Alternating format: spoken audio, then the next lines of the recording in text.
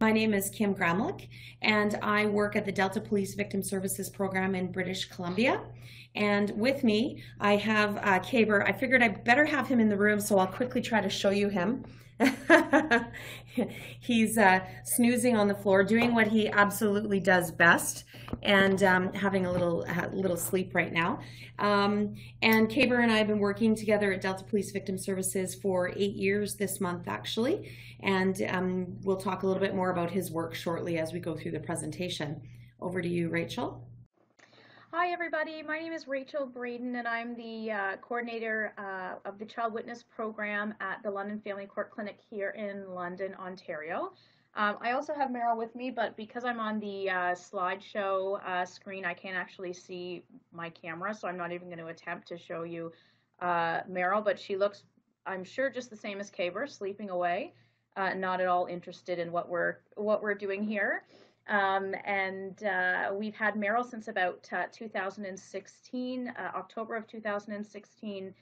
She comes to us from National Service Dogs, and we will, as we sort of go along, talk a little bit more in depth about both Meryl and Caber's roles. Kim, Perfect. do you want to head to the next one? Perfect. Thanks, Rachel. So just as we begin the webinar, I think it's kind of important that we give you a little bit of history and kind of have a sense of where these types of initiatives began, both in Canada but also in other countries around the world, and give you just a wee bit of history. Just to quickly start, there's an organization in the United States. If you're not already familiar with it, I suggest you look up their website. They're called Courthouse Dogs Foundation, and their website is at the end of this presentation. And the founder of Courthouse Dogs Foundation is Ellen O'Neill Stevens. Ellen, her son has disabilities, and he had a service dog, and she is a prosecutor at the King County Courthouse, or pardon me, she's a retired prosecutor now, but she was a prosecutor. And when her son's service dog was unable to go with him on a certain day of the week, she began bringing him into work, and she started having him in interviews with witnesses that she was meeting with. And she started to tangibly see the outcomes, the positive outcomes for the witnesses, particularly victims that she was meeting with. And she, that was Jeter, and she really recognized that maybe there's something to this in the way that dogs can intervene and provide support, particularly with folks who've experienced trauma. Moving on to 2004, that same courthouse got the first courthouse dog, which is what the terminology they use in the United States. These dogs are all called facility dogs. But they call their organization Courthouse Dogs Foundation, and when the dogs exclusively work in courthouses, they often refer to them as courthouse facility dogs. The first one officially working in a full-time capacity was Ellie in 2004, also in Seattle. Fast forward to Canada, 2010 is when Caber began with me at the Delta Police Department. So now, just to give you a little bit more history, I realized I made a typo in this presentation. In the United States, there's not 64 dogs in 38 states. There is 164 dogs in 38 states. In Chile, they have 4 dogs. In Canada, we have 32 in 7 different provinces. And also, we have begun a new organization in Canada to kind of advocate for the work of accredited facility dogs and support handlers and support organizations across the country who are doing this work. And that organization is called Justice Facility Dogs Canada. We'll talk a little bit more about that towards the end, and if anyone is interested in remaining in contact with me for the purposes of becoming involved with Justice Facility Dogs, we can certainly get you on our contact list and start to include you in the future. So we'll just go over to the next slide and just show you briefly where the dogs are that are working across the country.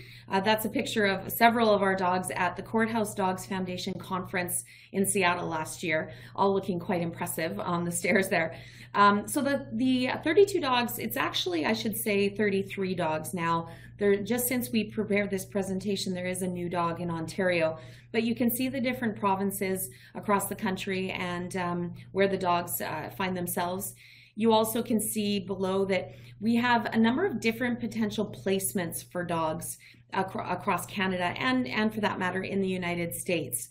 In Canada, the dogs that are working within the criminal justice system with victims of crime in one capacity or another are working in child advocacy centers, police victim services programs, police sexual offense sections, so specifically with sexual offense investigators, also in court-based victim services programs or victim witness programs. There is one in Manitoba. And also with child protection services, mostly in Quebec at this time. But that's a great application as well because, again, CPS, or whatever you may call your equivalent of CPS in your province, obviously is working with children and families in need who have experienced abuse. So that's a great application as well. Okay, we can go over to the next slide there, Rachel. And I just wanted to share with you also, for those of you who are interested now or potentially in the future in getting a dog, we thought it was important to be able to let you know what schools provide these dogs across the country.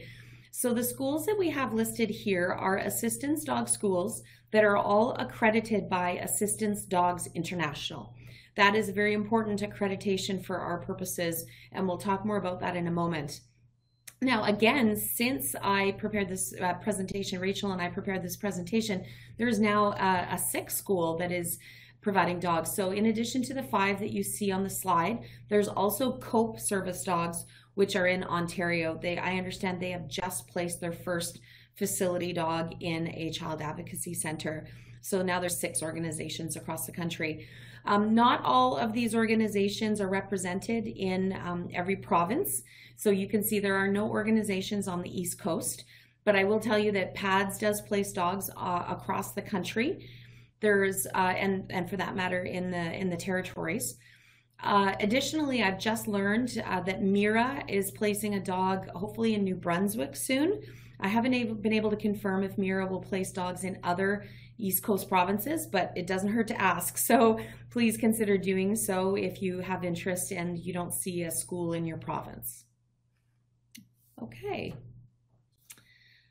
Still on to me. All right, next slide.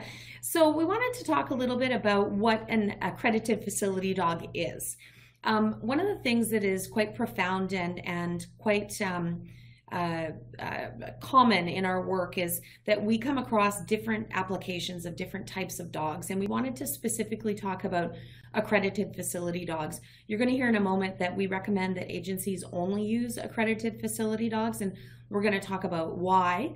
But just to give you a bit of a sense of who these dogs are and how they get to being accredited, but also being suitable for this work. We're going to spend just a couple minutes talking about that. So as I mentioned already, they do come only from assistance dog schools that are accredited by Assistance Dogs International. There is no other international standard that we can ascribe to. So this is the international standard. The dogs are highly trained. They are trained effectively from birth, and they get placed in their jobs around 2 to 2.5 years of age typically. During that 2 to 2.5 years of their starts of their lives, these dogs are exposed to just about anything and everything you can possibly imagine. Puppies in training, so I'm sure you've seen these in your communities and so on, little puppies in training have usually, and not necessarily in all provinces, but they have rights to access that pets would not have. So what you find with assistance dogs in training is they go with their puppy raiser or their trainer absolutely everywhere that they go. In doing so, these dogs are exposed to pretty much everything we can possibly attempt to expose them to. And the purpose behind that is what we know about dogs, quite simply put, is that dogs will often have fear around things that are unfamiliar to them. Not unlike humans, they will have fear around things that are maybe scary or unfamiliar. And as such, one of the big jobs that we have in the first few years of these dogs' lives is to expose them to absolutely everything we possibly can. So this means taking them on public transit. This means taking them to busy places.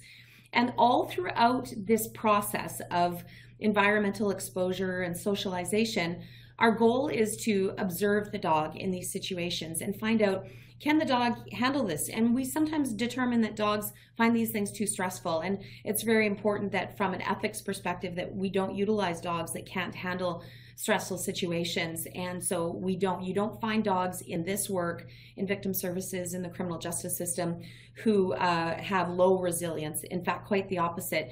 You'll find dogs that have been temperament tested, and you'll find dogs that are highly resilient to stressful circumstances. That's not to say we overly expose them to stressful circumstances. As handlers, our job is to actually be very careful about their exposure. But what it does mean is that when you find a dog in a stressful situation that is trained for this work, such as Caber and Merrill, what you'll find is the dog's capacity to handle that stress is very, very high. And you won't see negative reactions and responses to their work because they really have quite a high degree of resilience. Our dogs also, at time of placement, so when they first get their jobs or just before they get their job, they do have to complete a public access test with their handler. And throughout their life, they actually have to complete public access tests. These tests are provided by Assistance Dogs International. They are the same public access tests that persons with disabilities have to have for service dogs. And even though our dogs are not service dogs and most of our dogs do not have legal public access, the reason we do this test is because we want to ascribe to this very high standard. It's important for us that our dogs have the same public behavior as service dogs, recognizing that they are under the scrutiny of the public, and we have to maintain those high standards for our dogs as well. In placing these dogs, our assistance dog schools across North America and perhaps around the world find that for this work, for the work of victim services, criminal justice system, working with people with disabilities, working with people who've experienced major trauma, we want dogs that have fairly low energy, very stable and calm temperament, and dogs that are really comfortable with people who have experienced trauma. We want our dogs to not exacerbate a person's experience in any negative way. And in fact, hopefully, due to the dog's calm nature and stable temperament, the dog is in fact reducing the impact of that trauma on the client. And you'll hear a little bit more about how our dogs do that. And then finally, our dogs must have exceptional obedience, which again is tested throughout the course of their career. Their behaviors must be conducive to being in a forensic interview in a courtroom. Those are probably the most concerning places from the perspective of having to have exceptional behavior. So we can't have dogs that are barking or whining or crying or soliciting for attention or anything of that nature. We need dogs to remain very calm, remain where we've asked them to sit during those very important times of their job. All right, over to the next slide, Rachel. And I think then this is the last one. Then I can stop talking for a few minutes and hand it over to Rachel. So I've been alluding to this international best practice and alluding to the fact that we recommend that people don't use any and every type of dog in this work. I've started to give you some of the reasons why, and throughout the presentation you'll learn about why we have a very high standard and why we believe that that standard must be maintained in our industry. The standard that was established that you're going to learn about here has actually been established by Courthouse Dogs Foundation in the United States. And it is the same standard that the Justice Facility Dogs Canada is ascribing to and recommending for organizations. And so the standard is two-part effectively. Firstly, as you've already heard, the facility dog must be a graduate from an assistance dog organization that is a member of Assistance Dogs International. And in being a member, they are accredited, an accredited body. Being an accredited body is very important from our perspective because not only are the dogs meeting a training standard and meeting a behavior standard, but the organization is meeting a variety of standards. For example, ethical treatment of dogs and animals is very important in that regard. So that is a very important standard for us. So the standards also apply to acquisition of dogs, training of handlers, the placement of dogs, the way the placement occurs. And the second part of our international best practice, which you see on your screen there, is that the facility dog handler is a professional, such as you and I and Rachel, with training and experience working in the legal system. That could be a victim advocate, an investigator, a forensic interviewer, or anything of the sort. And we want our handlers to have experience in trauma-informed practice. What concerns us greatly is when we learn of individuals who have pet therapy dogs from pet therapy organizations. There are a number of them depending on where you live, where they are bringing dogs in to work with people who have experienced trauma. Our concerns are twofold. Firstly, we're concerned about the dogs. We're concerned about their behavior. We're concerned about the stress of the situation on the dog and the fact that the dogs are not temperament tested in the same way. They've not been trained since birth, and so on. And we're also concerned about having untrained handlers working with victims of trauma. And I think I'm probably preaching to the converted here when I say that for you and I, those of us listening in across the country, we all appreciate very much that people who have experienced trauma have a very unique experience. And those of us who are responding to the needs of those people have a responsibility to make sure that we are trained in trauma-informed practice, and so that we may meet the needs of our clients and not exacerbate their experience further. So effectively, that is the international best practice that has been established and that we are promoting. And I am going to now turn it over to Rachel to talk about the next few slides, and I'll mute my mic. Awesome, thanks, Kim. So in terms of the benefits of assisted or accredited facility dogs and intervention, everyone can probably guess quite easily what the benefits can be, but we have a number of them listed here. So diffusing intense emotions and anxiety. Some of the best ways to demonstrate these benefits are through sort of short stories. That's often what I do to sort of help people understand the impact. So, for example, in terms of intense emotions and anxiety and diffusing those, we had a circumstance where a very young victim was quite terrified of police based on the incident that occurred at her house and the intervention that occurred as a result of that by the police. And we needed her to attend in the courthouse in order to testify. And to do that, she had to walk through security, which had a number of cadets in police uniforms. And the first time she walked into the courthouse, her she was sort of through the roof in terms of the anxiety that she was experiencing. And so what we did was we brought Meryl out to the front of the courthouse, past the officers, and started our interactions with that young person there. And we were able to, with the assistance of Meryl, get her through security and through that checkpoint, and able to be in a better position to sort of move about the courthouse, where she was going to expect to see a number of folks in uniform. So can really diffuse those intense emotions. Providing an outlet for cathartic touch, of course. And I think everybody who likes dogs can sort of see the comfort in that. I know certainly not only the clients that we work with, but also the staff. Their most favorite time of the day is 4:30, between 4:30 and 5 o'clock, when it's time to play with Meryl and have their time to interact with her, and it can be incredibly cathartic. I think there's lots of research out there, and people are probably well aware that the dogs can assist in lowering blood pressure and heart rate. And it's actually been found in the research that you don't even need to be touching the dog for this to happen. Just simply having the dog in the room, in the same room, can have this impact.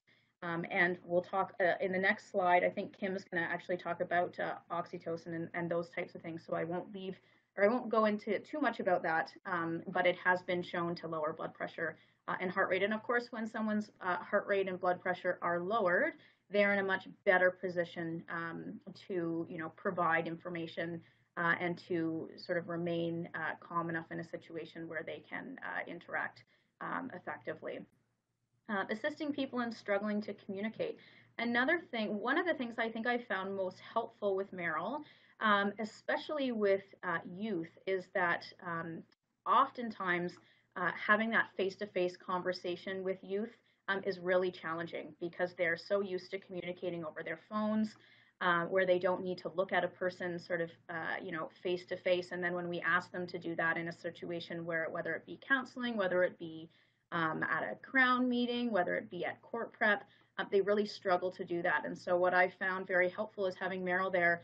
They can sit and sort of speak to Meryl and focus their attention on Meryl, but they're much better able to communicate because they're not having to sort of talk face-to-face with you. They can have a distraction while they're doing that, and that can be quite helpful.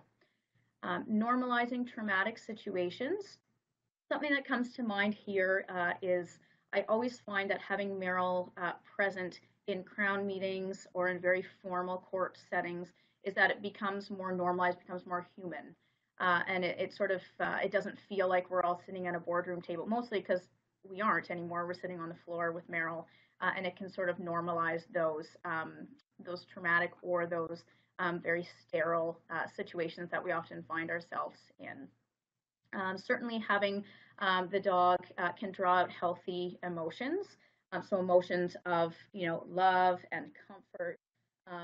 Having the dog present often decreases the feelings of loneliness, can increase self-esteem, specifically for kids who are coming to you and maybe they don't have people that pay attention to them for that long period of time. When they have Meryl or Cable or any of these dogs sitting with their head on their lap for an hour, that can sort of assist in those feelings of loneliness and helplessness because they have someone on their side. And of course, acting as a goodwill ambassador for the agency, which we'll talk about a little bit later when we get to the discussions on social media. But certainly people now know LFCC, London Family Court Clinic, and I'm sure Delta Police and all the other organizations with dogs, they really know them through our dogs. So people are much more aware of our agency and what we do and what Meryl does. And she attends community events and is sort of well known in the community and can really act as an ambassador for the agency. So Kim, I think the next slide. To spend just a couple minutes talking a little bit more about another interesting impact that these dogs can have on our clients. Once in a while, they're interesting impact that these dogs can have on our clients. Once in a while, I know probably for the most part, many of the people listening today appreciate dogs, appreciate the value of dogs and the impact that they can have, and probably either have dogs or have a love of dogs, and we're kind of preaching to the converted. But once in a while, I come across an individual who's not sold on the use of dogs and the application of canine intervention. And one of the ways that I try to also help people understand the effects these dogs can have is to kind of go a little bit to the science, if you will. And just to kind of take us all back, if you recall going back to Biology 100, back in the day, you might recall learning about the various nervous systems within our bodies. And specifically, you may recall that when we experience trauma, and if you go more back from trauma specifically to when a threat is posed to us, when some type of threat is posed to harming us in one way or another, and we experience trauma, the sympathetic nervous system is activated. And effectively, this is the fight and flight, freeze response, and so on. But most importantly, what happens when the sympathetic nervous system is activated, and for insofar as dogs are concerned, is we have a very high elevated level of cortisol. Now, I want to speak for just a quick moment to say that this not only happens when people initially experience trauma. The same thing can happen when people re-experience trauma. So as you know, in our work, one of the awful parts of our jobs and the jobs of investigators and prosecutors and so on is that we are constantly actually asking victims to re-experience trauma. We're asking them to do so when they go into a forensic interview. We're asking them to do so when they go into a forensic examination, or when they go into a courtroom, a Crown Counsel interview, etc., etc. It's all a point in time when either physically or verbally they're re-experiencing their traumatic event. And what happens when people have these elevated levels of cortisol is we start to see reduced cognitive capacity. And it's really quite fascinating how much cortisol can have a negative impact on cognition. So much so that people are no longer able to actually create new neural connections within the brain. The brain is, till the moment of death, we experience new neural connections in the brain. But effectively, cortisol has the capacity to inhibit that. It stops our ability to create those connections. It also inhibits our ability to do all the other aspects of cognition and that thought and process piece of things that is so important for, adaptability, but also maximum functioning for humans. So things like ability to focus, ability to concentrate, ability to recall events and details, which is obviously incredibly important when it comes to forensic interviews in court. All of these cognitive impacts are very much stunted by the presence of cortisol. and to varying degrees with people. And I think many of us have seen this in our clients. And when we learn about trauma and we learn about trauma-informed practice, we learn about the necessity that we have sensitivity around that, and the fact that our clients may not, from a cognitive perspective, be functioning at an optimal level.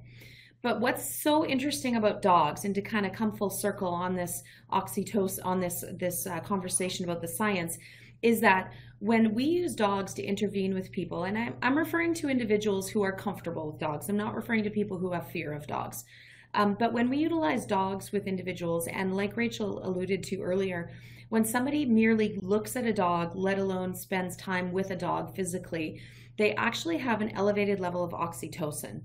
And oxytocin, if you're not familiar, is what we call the love drug or the love hormone. It's the hormone that we feel when we feel connectedness, when we feel connection to other people, when we feel affection, when we feel love, when we feel comfort. It's the hormone that, you know, when your mom or somebody who you feel very comfortable with gives you a hug, it's that hormone, it's that feel-good hormone. So we actually have the capacity to reproduce that with dogs. And to come back to Rachel's previous comment about cathartic touch, as you know, in our industry, in our work, we don't use very much touch, and sometimes no touch with our clients for obvious reasons. But we also know touch is healing, and touch can be helpful when it is appropriate and when it is received properly by the individual who is comfortable with it. So we can achieve these outcomes with dogs through cathartic touch, and in fact, just looking at the dog will enhance the oxytocin. So to come final full circle, oxytocin has the polar opposite effect on cortisol. It actually assists us with the reduction of cortisol, and it helps us to increase our cognitive capacity where cortisol was inhibiting it. So finally, just in conclusion, these dogs from a biochemical perspective are having impact on victims and having impact on negative impacts of trauma, and in fact, in some cases, even reversing those impacts of trauma. So over to the next slide, Rachel. Rachel's going to talk in just a moment about the various applications for accredited facility dogs. And depending on where you work, you may not utilize some of these applications.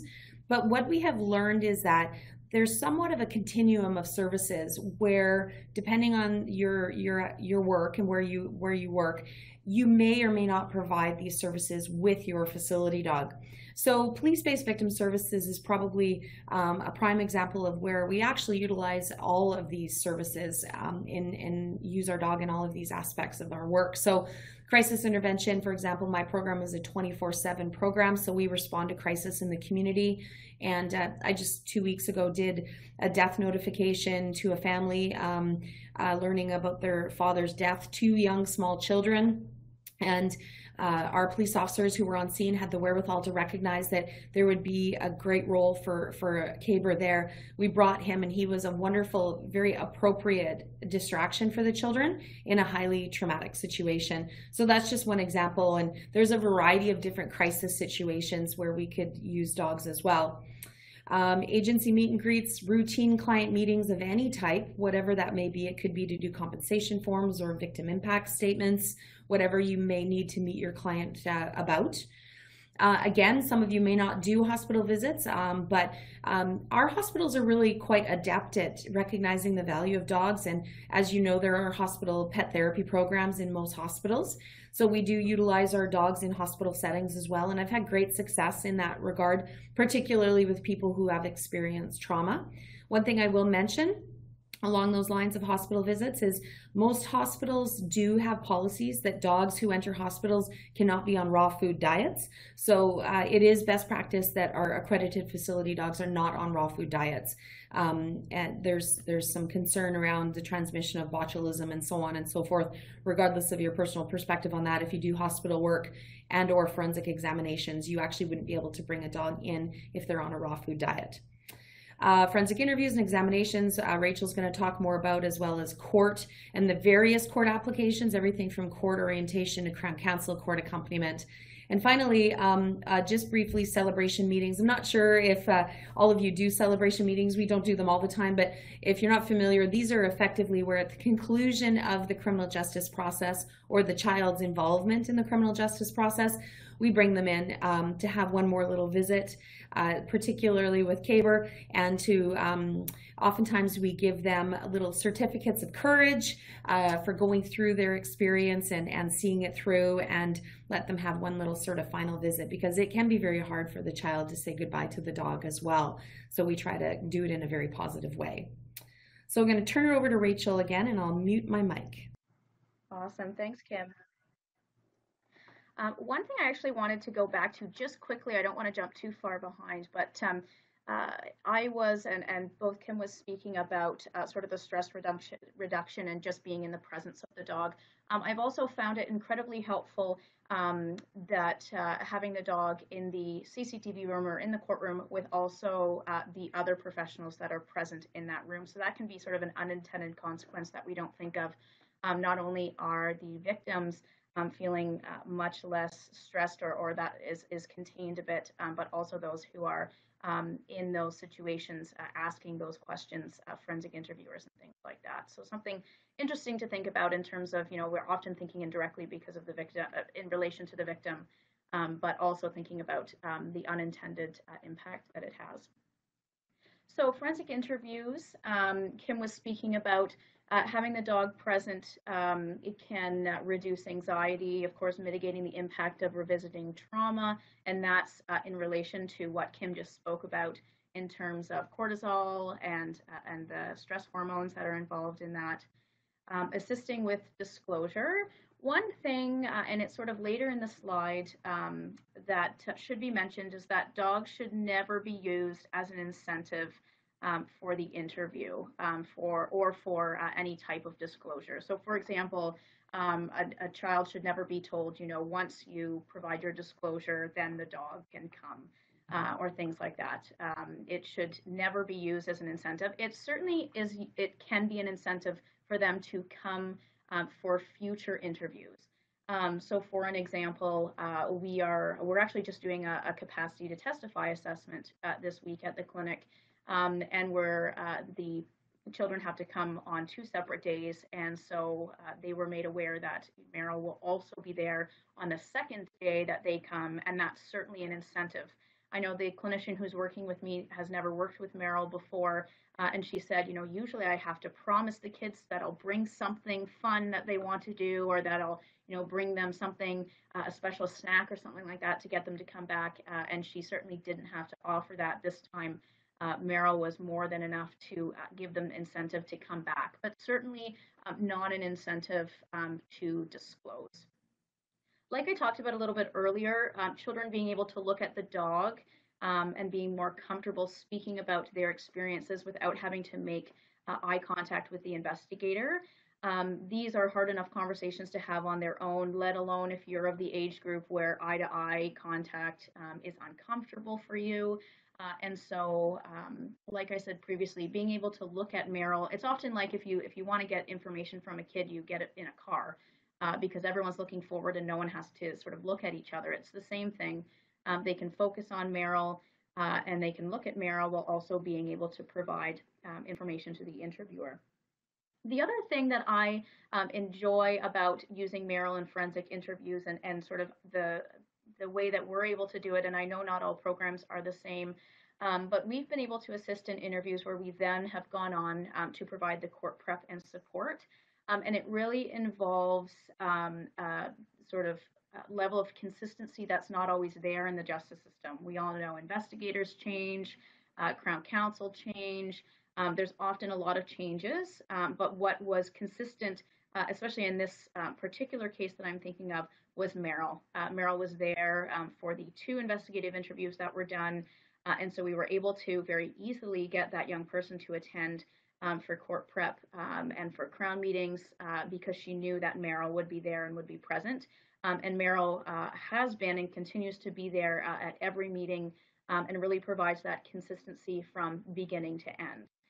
Now, our organization is certainly not doing forensic interviews on an ongoing basis. We help on a need-to basis. So when the police have a specific interview where they think Meryl could be really helpful, we assist with that. But In programs like Kim's with KBER, she might have that flexibility to participate from the very beginning to the very end, and that is really helpful. So forensic examinations. A lot of people think, when you think of hospitals, you think everything's sterile and you think everybody's scrubbed in. And so, how on earth could we bring a dog in and that would be, contaminating evidence and things like that. But as we have here, dog DNA and human DNA are incredibly distinct, and there's no issue of cross-contamination. So if they were to find DNA, they would be able to tell that it's not the DNA of the human or a suspect for that matter, that it's actually indeed the DNA of the dog. And so that sort of argument that those two things, that it's not sterile or it wouldn't be possible because of that, is certainly not an issue.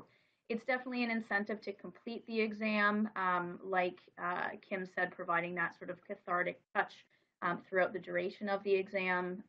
We can all imagine how incredibly traumatic that would be. And so, allowing them to have the dog present might be that incentive that they need to be able to, remain as calm as they can and stay for the duration or tolerate the duration of the exam instead of having to do it in multiple different stages. And there's often time limits that we have on those types of exams as well. So having the dog there can assist with that. And of course, calm, low energy dogs is soothing. And that's what, when you're looking at accredited facility dogs, all of the dogs have that nature about them. They're able to remain calm, and the child is then able to understand that the dog is calm and can sort of try to mirror those emotions that they're seeing with the dog. Court orientation, that's a big one for us. So our role is almost solely a court orientation and preparation program. Again, we do assist in other scenarios, but this is sort of our main role and Meryl's main role.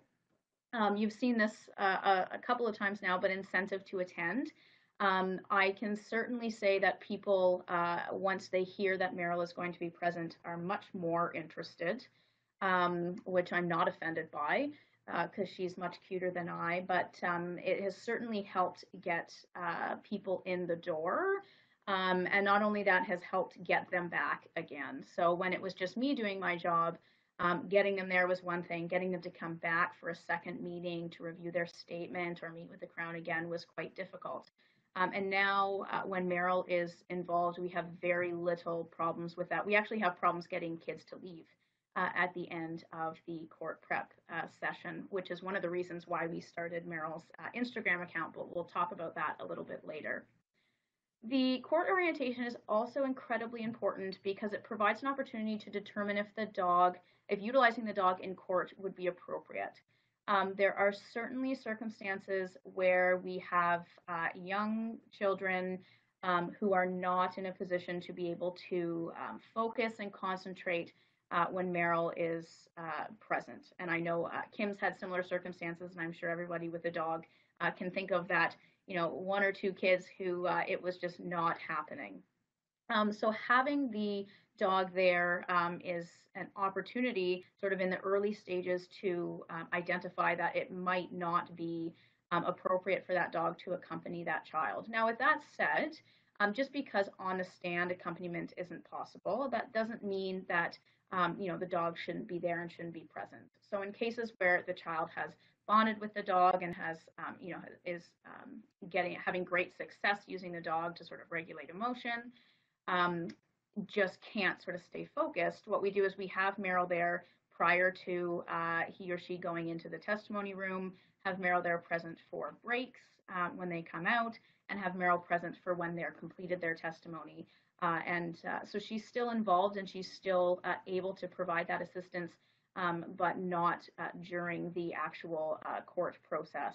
And without the opportunity to see this in advance, you wouldn't know how that would work. And that's why we always, we recommend fully that no dog is used in court with a child who it hasn't been tested in advance.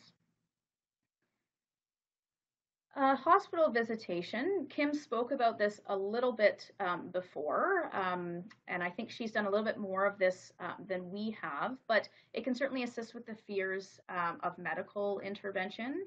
Um, I don't really care who you are, but I can imagine everyone can understand that there can be some fear associated with medical intervention. Mine is the dentist. And Meryl has actually attended the dentist with me on a fluke because I didn't have time to get her home, and that was quite helpful for me. But providing physical comfort and then again lowering that blood pressure and heart rate. Another circumstance, we've certainly done some hospital visits, although they've all been in a psychiatric type of setting. And what I found incredibly neat about that is that the youth that we were attending to visit um, was really able to sort of show off, for lack of a better word, Meryl. So she was able to take Meryl's leash. She was able to show all of the other girls on the unit Meryl. It made her feel incredibly special. It gave her something very special to show off and very special to sort of talk about. And it was incredibly cathartic for her. So no sort of medical intervention was involved, but she was able to sort of have that control over Meryl. She sort of controlled the visits with people, who she introduced Meryl to first and those types of things. And that was incredibly cathartic. So it can be used in a number of different hospital visitation settings. One of Meryl's main roles is court accompaniment, and that photo there was actually Meryl's first ever judge and jury trial that she assisted with, and it was out of jurisdiction in the Stratford courthouse, which is just about 40 minutes outside of London. It's a much smaller jurisdiction, and they don't have a dog, so we got an SOS call to deploy Meryl there, and we're luckily able to do that. So considerations in terms of court accompaniment. One of the big things is having a resume for your dog. I know it sounds funny, but it can be really incredibly helpful when you are making arguments in front of a judge in terms of using the dog. We, up until this date, although it is coming in September, we have not had anyone sort of argue against the use of Meryl. Our bench and bar has been very accepting of Meryl. However, just because they've been accepting and it's sort of an accepted practice, we want to get into the habit of putting these things on record and making formal applications, even if they're not contested. So that one, we sort of generate some case law, but two, especially, and I know Courthouse Dogs Foundation talks about this, particularly in the states where things are litigated a bit more, but making sure that there's no door for an appeal. And so having a resume for your dog can be helpful in terms of providing that as part of your application to the court in terms of using the dog. So Meryl's resume talks about her training. It talks about the type of work she's done, the special certifications that she has, and really just gives an overview of the work and training that she has. We talked about making sure that the client and the dog have a pre-court meeting, and that was again to assess whether it's going to be, a good thing to have the dog there, and whether the witness is going to be able to both pay attention to what they're needing to pay attention to, but also engage with the dog. Testimonial aid applications. This is sort of what I was speaking about to the previous point. Like I said, even if it's not being litigated, even if it's not being contested, sometimes you will testifying can be helpful to get things on the record. So I know Kim, and I'm sure she's willing to share this, has a transcript of some testimony that she provided in an application that wasn't contested. It was simply to get all of the information on the formal record. But there are circumstances, and we are coming up upon one in September where I will have to testify to sort of the behavior of Meryl and the impact that she is going to have on the witness that she's going to assist. Having the handler being deemed as a support person and in close proximity to the dog. It's easy for our program because I am both the primary handler of Meryl, as well as the support person for the child witnesses that we support. This is where, when Kim was talking about having sort of volunteer dogs and volunteer support persons, this is where that gets kind of messy, because all of a sudden now we have, 3 different people in the CCTV room, which, it often just can't accommodate, and it can be dangerous for a number of reasons. So it's helpful to have the handler deemed as the support person. And in terms of the proximity to the dog, and I'm sure others with dogs know that the main reason I need to be in proximity to Meryl is so that I can wake her up, which I do probably about 10 to 20 times a day while she's on the stand and starts having puppy dreams. So that's certainly one of the benefits of having the handler and the support person be the same person. Dogs usually on the floor or on a mat or target. So as you can see in that photo, Meryl is on her mat, sort of very squished in there, but it worked. It's helpful to have a target for the dog. I know all dogs are different, but I know specifically Meryl benefits from having a target where she knows she needs to be. In our jurisdiction, we use CCTV almost exclusively, and CCTV, for those who might not know, is testimony that's occurring outside of the courtroom through closed circuit television. And for our CCTV room, we had a carpenter make us a special bench that will fit Meryl and the young witness on at the same time. What we were finding with Meryl being on the floor was that the children were constantly reaching down and petting Meryl on the floor, which meant they weren't able to be heard by the mic, which caused a lot of issues. So we put Meryl up on the bench beside them, and they're able to engage with her while not having to sort of reach down and move away from the mic. The dogs must have perfect behavior and not disrupt the proceedings. This is sort of a given. If our dogs start disrupting the proceedings, then our practice will very quickly dwindle. So mostly the distraction or the disruption comes from Meryl snoring. But we're usually able to get that under control. And I've asked NSD how to control that, and they say I'm sort of up the creek without a paddle on that one. And lastly, seeking comments on the record about the dog's behavior. So recently, the trial, the judge and jury trial that we did, we asked that the judge put on record comments about Meryl's behavior, again, so that we can use that in upcoming applications if people are not agreeing with the use of the dog. Kim, I think you're chatting about this one. Comment. Rachel talked about the importance of doing pre-court interviews and the necessity that we assess the child's reaction to the dog so we know we won't have a problematic situation in the courtroom. The same goes for forensic interviews. The pre-forensic interview meeting with the child and the dog is also critical. We don't want the dog to be a problem in the forensic interview.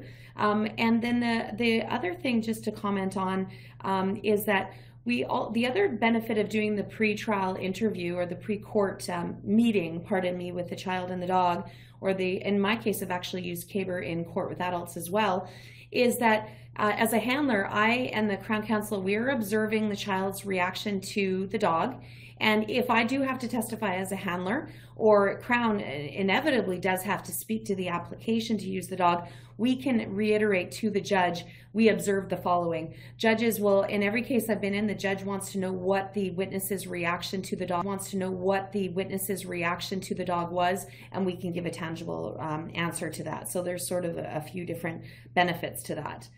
So just quickly, there are other applications, and again, some of these may not apply for some of you. Probably for some of you that work in child advocacy centers, these might not apply, but just to share that there are other ways and means you can use your dog if it is of interest and appropriate. In policing, we respond to everything, so not just crimes and not just criminal justice related matters or investigations, but also all types of disasters and traumas in the community. So CABR and I have responded to various disasters, both locally but also in other places. So for example, In 2016, we responded to Fort McMurray when the community was returning to, after 1 month evacuation, everyone was returning home, many people of whom did lose their homes entirely. And so we provided support for a week to that community. The picture you see in the top right-hand corner is with a number of different members who also benefited from CABR's support. A big part of our job on that response was actually to provide support to first responders who were having to work but also greatly impacted by the fires. School support, I cannot value or I cannot express the value of school support with dogs. I don't know about you folks, but I find sometimes teens are the most challenging population to work with because, you know, you ask the question, how are you? And you kind of get the grunt in return. And it can be really challenging to, in a very quick period of time, to develop a rapport. CABR breaks down those barriers. He absolutely eradicates those barriers. Just in the last few months, we've responded to schools after the death of a child due to a train accident, the death of a school counselor, as well as the death of a school teacher. All were very traumatic, and he provided support in the classroom, in the library, in and around the school. And we're kind of on the speed dial button for a school district, in fact, to call whenever there's an event that impacts the school. We can do mass casualty response as well. We don't have as much of this in Canada as they do in the United States. Sadly, however, as you know from Toronto this week and Toronto just a few months ago, and then Humboldt, we have had some mass casualty experiences in Canada recently. And obviously there's fear that these will become more common. Some of which, again, are simple accidents, and some are criminal events, and some maybe even terrorist events. Regardless, when there is a lot of death and a lot of trauma, dogs are a wonderful application. You can see in the bottom left-hand corner a photo of Las Vegas. CABR and I were the Canadian team that responded with 7 other American teams to work in Las Vegas after the Route 91 shooting, where I believe it was 58 people lost their lives, 22,000 victims at that event, persons that were impacted by it. And the use of the dogs was absolutely instrumental. So I could talk all night and day about that, but just to say that there is tremendous value there too.